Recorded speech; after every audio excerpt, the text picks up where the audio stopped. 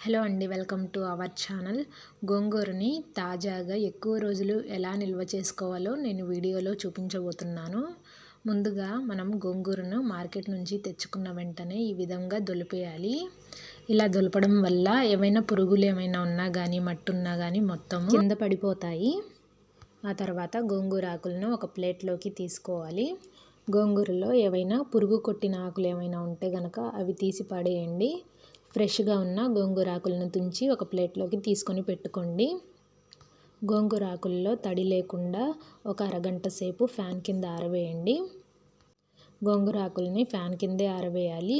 ఎండలో ఆరవేస్తే కనుక ఆకులు పాడైపోతాయి. ఫ్యాన్ కింద ఆరవేయడం వల్ల గోంగూరలో ఎక్కడైనా తడి ఉన్నా కానీ నీట్గా ఆరిపోతాయి. తడి లేకుండా ఉంటే గోంగూర ఆకులు ఎక్కువ రోజులు నిల్వ ఉంటాయి. ఇలా ఆకులు మొత్తాన్ని ఒక ప్లేట్లోకి తీసుకొని ఫ్యాన్ కింద ఒక 15 మినిట్స్ కానీ ఒక 20 మినిట్స్ కానీ ఫ్యాన్ కింద ఆరవేయండి. 20 మినిట్స్ తర్వాత ఇదంతా పూర్తిగా ఆరిపోతుంది. ఇదంతా ఆరిపోయిన తర్వాత ఇందులో ఎక్కడైనా వడబడిన ఆకులు ఏమైనా ఉంటే కనుక తీసివేయండి. ఇలాంటి పాడైపోయిన ఆకులు ఒక్కటున్నా కానీ గోంగూర ఆకులు మొత్తం పాడైపోతాయి. మీరు ఏ విధంగా నిల్వ చేసినా కానీ అవి నిల్వ ఉండవు, త్వరగా పాడైపోతాయి. ఆకుల్ని ఒక్కొక్కటిగా ఇలా 10 ఆకుల్ని సెట్ చేసుకోండి. ఆకుల్లో ఏమైనా కాడలు ఉంటే కనుక అవి తుంచేసేయండి. ఈ విధంగా ఆకుల్ని సెట్ చేసుకొని పెట్టుకోండి.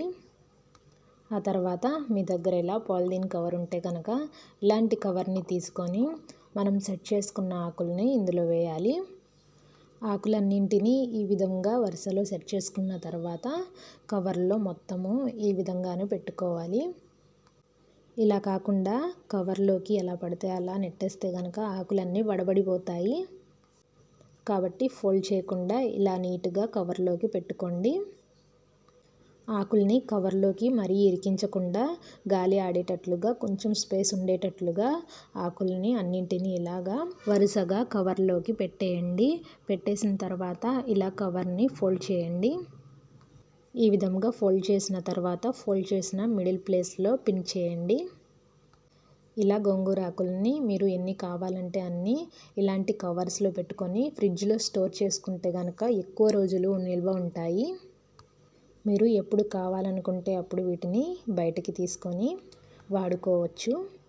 ఈరోజు నేను చెప్పిన ఈ టిప్ మీకు యూస్ఫుల్ అనిపిస్తే కనుక తప్పకుండా లైక్ చేయండి.